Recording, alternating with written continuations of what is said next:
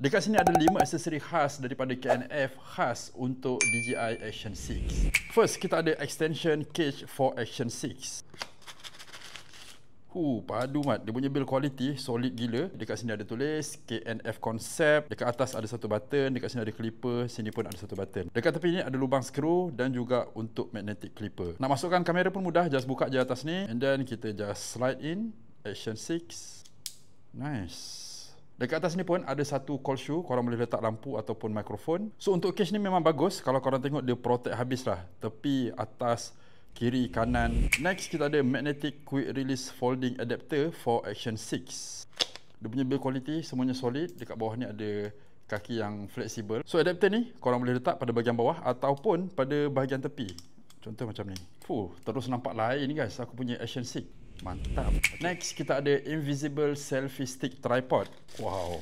Maksimum tripod ni boleh panjangkan sehingga 47 inci ataupun 1200 mm. Dia punya build quality nice. Nak panjangkan just tarik je macam ni. Bahagian bawah korang boleh buka, boleh jadi tripod. Dia bagi sekali dengan adapter dan juga dia punya skru. So adapter ni korang boleh pasang bahagian atas macam ni. Ikat kat sini. Nice. Okay, next kita ada neck mount for action camera. Dekat dalam ni lengkap semua dibagi, termasuklah body strap, action cam adapter dan juga dia punya skru. Dan ini adalah dia punya neck holder guys. Build quality dia nice lah. So dekat depan ni korang boleh letak action cam and then bila nak lock mudah je, just masukkan je macam tu. And nak buka dia pun mudah, just tolak je bahagian atas ni, lepas tu tarik. Dan ini adalah sample footage bila aku letak action cam dekat neck mount ni dan aku letak dekat leher aku. Macam ni lah dia punya view.